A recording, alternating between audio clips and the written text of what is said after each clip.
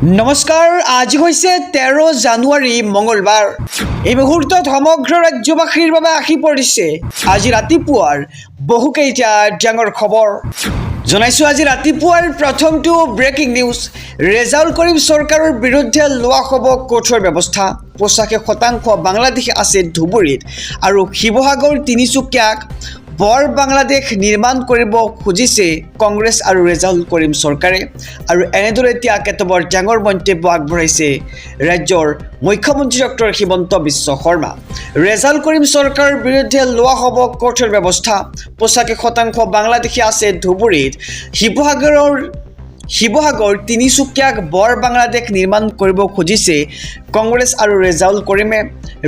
কৰিম চৰকাৰৰ বিৰুদ্ধে এবাৰ হুংকাৰ প্ৰদান কৰিছে মুখ্যমন্ত্ৰী ডক্টৰ হিমন্ত বিশ্ব শৰ্মাই শিৱসাগৰ পাৰ হৈ তিনিচুকীয়া পামগৈ ইয়াৰ অৰ্থ কি বুজাব খুজিছে উজনিক বৰ অসমৰ নামত বাংলাদেশ বনাব খুজিছে কিন্তু হিন্দু লোক থকা ধুবুৰী চহৰতে তেওঁলোকে নিষিদ্ধ মাংস কিনিছে খাইছে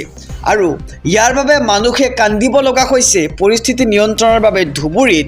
কঠোৰ ব্যৱস্থা ল'ব লগা হৈছিল সেই ধুবুৰী তিনিচুকীয়া শিৱসাগৰত হ'লে অসম হৈ থাকিব নেকি এনেদৰে প্ৰশ্ন মুখ্যমন্ত্ৰী ডক্টৰ হিমন্ত বিশ্ব শৰ্মাৰ ৰেজাউল কৰিমে এই কথা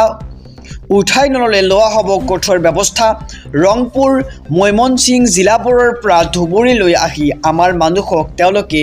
সংখ্যালঘিষ্ঠ কৰিলে আৰু এতিয়া তেওঁলোকে শিৱসাগৰ তিনিচুকীয়া দখল কৰি বৰ অসম নিৰ্মাণ কৰাৰ কথা কৈছে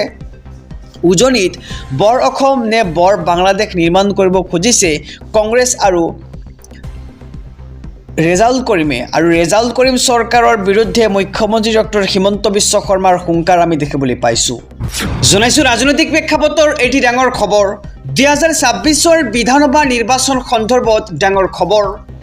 বহাগ বিহুৰ পূৰ্বে হ'ব পাৰে অসম বিধানসভা নিৰ্বাচন আৰু দুটা পৰ্যায়তে শেষ হ'ব পাৰে অসমৰ নিৰ্বাচন কিছু আগতীয়াকৈ অনুষ্ঠিত হ'ব পাৰে অসম বিধানসভা নিৰ্বাচন 15 ফেব্ৰুৱাৰীৰ পিছতেই জাৰি হ'ব পাৰে নিৰ্বাচনী অধিসূচনা নিৰ্বাচন অনুষ্ঠিত কৰিব পৰাকৈ সম্পূৰ্ণ সাজু দেশৰ নিৰ্বাচন আয়োগ আৰু 15 ফেব্ৰুৱাৰীৰ ভিতৰত প্ৰাৰ্থী ঘোষণা কৰিব বিজেপিয়ে বিৰোধী ঐক্যত আসন বুজাপৰা সন্দৰ্ভত শীঘ্ৰে হ'ব বৈঠক আৰু নিৰ্বাচনী প্ৰক্ৰিয়াৰ বাবে সম্পূৰ্ণ সাজু হৈছে শাসক বিৰোধী 2026 বিধানসভা নিৰ্বাচন সন্দৰ্ভত আহি পৰিছে ডাঙৰ খবৰ আমি জনাইছোঁ খবৰ বহাগ বিহুৰ পূৰ্বেই হ'ব পাৰে অসম বিধানসভা নিৰ্বাচন দুটা পৰ্যায়তে শেষ হ'ব পাৰে অসমৰ নিৰ্বাচন আৰু কিছু আগতীয়াকৈ অনুষ্ঠিত হ'ব পাৰে অসম বিধানসভা নিৰ্বাচন 15 ফেব্ৰুৱাৰীৰ পিছতেই জাৰি হ'ব পাৰে নিৰ্বাচনী অধিসূচনা নিৰ্বাচন অনুষ্ঠিত কৰিব পৰাকৈ সম্পূৰ্ণ সাজু হৈছে দেশৰ নিৰ্বাচন আয়োগ জনাইছোঁ আৰু এটি ব্ৰেকিং নিউজ ডাঙৰ খবৰ বিহুৰ পিছতেই উজনিত মিয়া খেদা অভিযান গৌৰৱ গগৈ লুৰিণজ্যোতি গগৈ আৰু অখিল গগৈৰ বাবেই মিয়াৰ এই শাসক অসমক ইছলামিক ৰাষ্ট্ৰ বনাবলৈ কাম কৰি আছে মিয়াই এনেদৰে এতিয়া বিস্ফোৰক মন্তব্য কৰা পৰিলক্ষিত হৈছে এক ডাঙৰ খবৰ জনাইছোঁ সমগ্ৰ ৰাজ্যবাসীক মাঘ বিহুৰ পিছতেই উজনিত চলিব মিয়া খেদা অভিযান অসমক ইছলামিক ৰাষ্ট্ৰ বনাবলৈ মিয়াই কাম কৰি আছে আৰু উজনিত কোনোপধ্যেই ধুবুৰীৰ দৰে মিয়াৰ আগ্ৰাসন নচলিব কংগ্ৰেছ মানে মিয়া আৰু মিয়া মানে কংগ্ৰেছ গৌৰৱ গগৈৰ সন্মুখতেই এইবাৰ ৰেজাউলে শিৱসাগৰত ধুবুৰী বনাম বুলি ক'লে গৌৰৱ গগৈয়ে ৰেজাউল কৰিমৰ মন্তব্যক সমৰ্থন কৰিলে আৰু গৌৰৱ গগৈৰ দৰে জাতিদ্ৰোহী বিশ্বাসঘাতক সাংসদ আমাক নালাগে গৌৰৱ লুৰিণ আৰু অখিলৰ বাবেই মিয়াই শিৱসাগৰক ধুবুৰী বনাম বুলি ক'ব পাৰিছে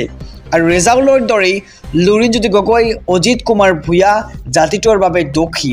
মাঘ বিহুৰ পিছতেই উজনিত চলিব মিয়া খেদা অভিযান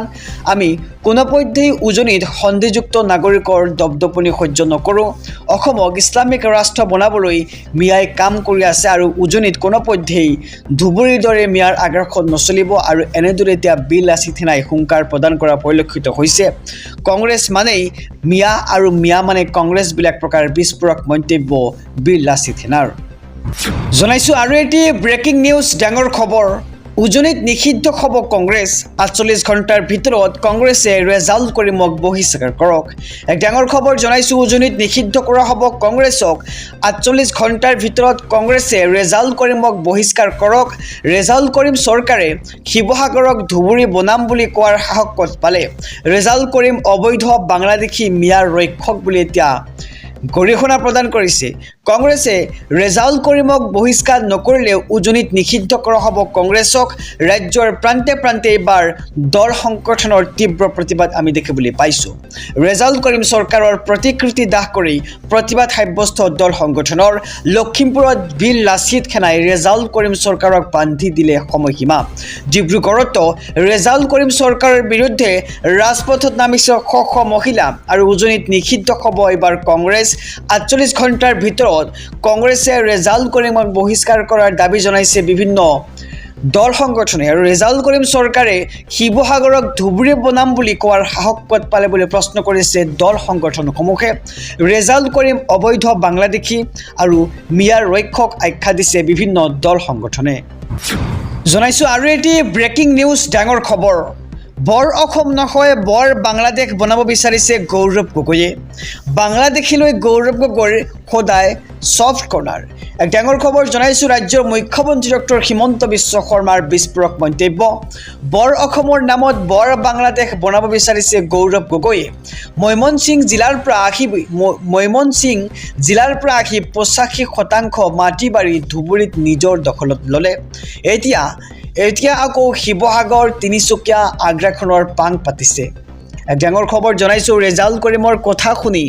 গৌৰৱ গগৈয়ে যোগদান বাতিল কৰিব লাগিছিল পৰিৱৰ্তে ৰেজাল্টৰ বক্তব্যক সমৰ্থন কৰিছে গৌৰৱ গগৈয়ে শিৱসাগৰ ধুবুৰী হ'লে বৰ অসম নহ'ব শিৱসাগৰ তিনিচুকীয়া ধুবুৰী হ'লে সেইখন বৰ বাংলাদেশ শেষ হ'ব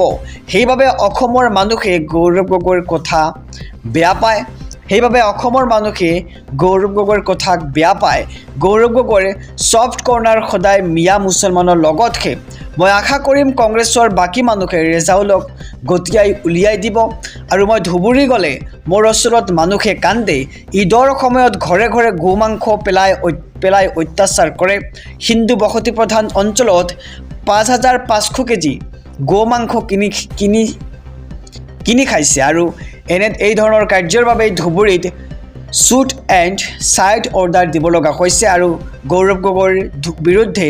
সোচ্চাৰ হৈছে মুখ্যমন্ত্ৰী ডক্টৰ হিমন্ত বিশ্ব শৰ্মা